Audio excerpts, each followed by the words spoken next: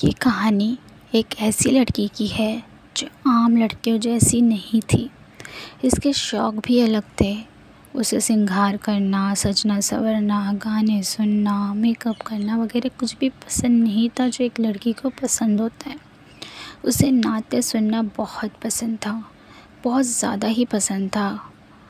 वो दिन भर नाते पढ़ती रहती थी। उसकी इन्हीं आदतों की वजह से लोग उसे बूढ़ी, 1920 की, बोर, घमंडी और न जाने क्या क्या कहते थे। जब लोग उसे ये सब कुछ कहते थे तो उसे बुरा तो लगता था, लेकिन बाद में वो ये सोचती कि ये तो अच्छा ही है ना कि मैं सबसे अलग हूँ। उसके अब्बू उससे कहते थे कि मुझे मेरी बेटी पर नाज है, मेरी बेटी मेरे लिए बात से फ़ख्र है। उसके नाना कहा करते थे कि तू कोहिनूर हीरा है। वो एक गुमसुम, अपने आप में रहने वाली लड़की थी। वो अपनी बातें अम्मी के अलावा किसी को नहीं बताती थी। वो सब बातें दिल ही में रहने देती थी।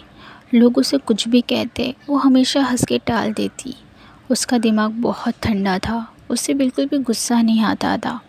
लोग इसे बहुत कुछ सुनाते लेकिन वो कुछ न कहती, खामोश रहती। वो बेहद ही हसास लड़की थी। वो अल्लाह ताला पर यकीन रखती थी, अल्लाह ताला से ही दुआएं मांगा करती थी, अपने तमाम राज अल्लाह ताला को बताया करती थी।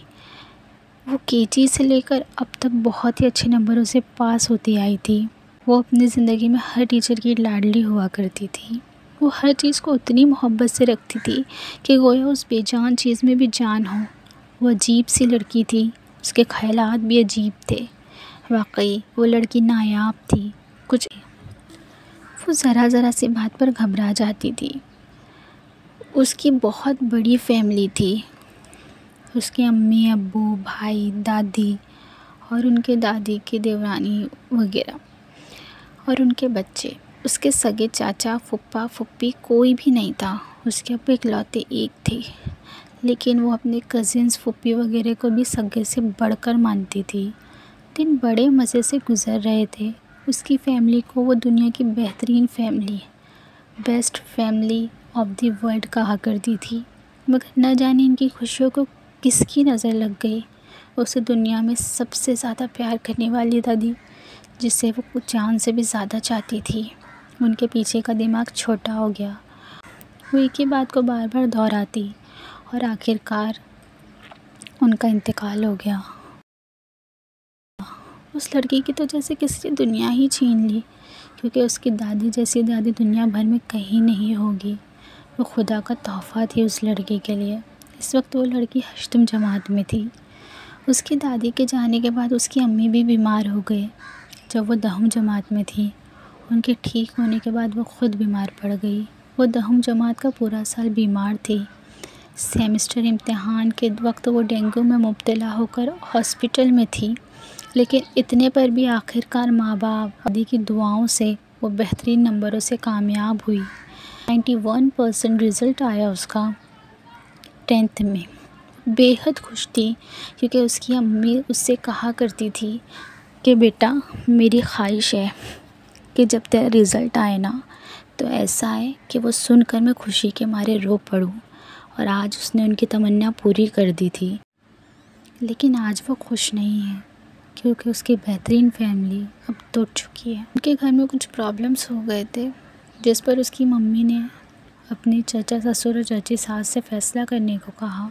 तो उन लोगों ने पता है क्या कहा कि घर बेच दो। तो उसके दादा दादी के दिल में बहुत पहले से था, आज उन्होंने वो कह दिया। उस लड़की की अम्मी ने कहा कि चाचा 2 साल रुक जाओ, मेरी बेटी की 12वीं हो जाने दो, लेकिन वो ना माने और आखिरकार उन्होंने घर बेच ही दिया। उसके अब्बू घर बेचना नहीं चाहते थे।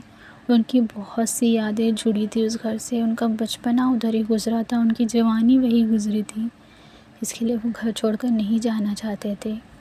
उन्होंने सदमा ले लिया, चुपचाप रहते, अपने आप में गुमसुम से रहते। उस लड़की की ज़िंदगी से खुशियाँ कोसों दूर जा चुकी थी। उसके अब्बू को भी साइकियाट्रिस्ट की दवाएं खानी पड़ती। आज माशाल्लाह उसके अब्बू अम्मी ठीक है, लेकिन पहले जैसे नहीं रहे। उसकी अम्मी बहुत जल्द गुस्सा हो जाती है और उनका ब्लड प्रेशर हाई हो जाता है। वो लड़की अंदर ही अंदर बुरी तरह से टूट चुकी है। वो खुद भी काफ़ी स्ट्रेस में है। उसके अम्मी अब्बू अलग जगह रहते हैं और जहाँ वो कॉलेज जाती थी वो वहाँ अपनी नानी के यहाँ रहने चली गई। हर शनिचर वो अपने घर जाती, इतवार को वापस आ जाती। उसकी ज़िंदगी बेरंग हो चुकी थी। वो अंदर ही अंदर घुट रही थी। लोग कहते थे तू इतनी दुबली क्यों हो रही है, आखिर तुझे क्या टेंशन है। अम्मी अब्बू से दूर रहना किसे कहते हैं वो सिर्फ उसका दिल ही जानता था और कोई नहीं। वो ऐसी लड़की थी ना कि वो हर किसी की बात सुनती थी, लेकिन किसी से कुछ नहीं कहती थी, बस चुपचाप सुनती थी। अल्लाह ने उसका दिल ही ऐसा बनाया था। वो तन्हा रहना चाहती है। उसने हर जगह लोगों से धोखे खाए हैं। जिन्हें उसने अपना समझा वही पराये निकले। अब वो किसी पर भरोसा नहीं करना चाहती। इससे अल्लाह ताला से पूरी उम्मीद है कि उसकी ज़िंदगी की खुशियाँ लौट आएंगी। उसकी फैमिली फिर से वर्ल्ड बेस्ट फैमिली कहलाने की हकदार बनेगी। वो एक चीज़ अब बहुत अच्छे से समझ चुकी है कि इस जहाँ में कब किसी का दर्द अपनाते हैं लोग, इस जहाँ में कब किसी का दर्द अपनाते हैं लोग, रुख हवा का देखकर अक्सर बदल जाते हैं लोग। आप लोग दुआ करें कि उसकी तमाम दिली जायज़ तमन्नाएं पूरी हो जाए, वो अपनी ज़िंदगी में कुछ एक मकाम हासिल कर लेती है। आप लोग सोच रहे होंगे कि सिर्फ दुख ही बताए, खुशियाँ नहीं, तो सुनिए, उसके वालिदैन जैसे वालिदैन इस रूए ज़मीन पर कहीं नहीं होंगे। वो और अपने सारे ख़ानदान वालों की बहुत प्यारी है और सब लोग उसकी इज़्ज़त भी बहुत करते हैं। और क्या चाहिए। अब आपके जहन में ये सवाल पैदा होगा कि आखिर ये लड़की है कौन, जिसका नाम तक मैंने नहीं बताया। तो जान लीजिए, वो लड़की कोई और नहीं बल्कि मैं खुद हूँ। ये खुद मेरी अपनी दास्तान है, बड़ी ही अजब व गरीब सी दास्तान है मेरी। मैं वाकई में ऐसे ही हूँ। और ये कहानी मेरी अभी की नहीं है, इस कहानी को बहुत साल बीत चुके हैं। अब मैं भी कहानी ख़त्म करती हूँ। आखिर में मैं बस एक बात कहना चाहूँगी कि अगर आप बड़े ख़ानदान से ताल्लुक़ रखते हैं ना, तो आप अपने रिश्ते संभाल कर हमेशा रखना, उसे टूटने मत देना, वरना बाद में बहुत दुख होगा। मैं अपनी बातें किसी से कहना चाहती थी, इसलिए ये कहानी लिखी। आप लोगों का बहुत बहुत शुक्रिया, आपने मेरी बातें सुनी। अल्लाह हाफ़िज़।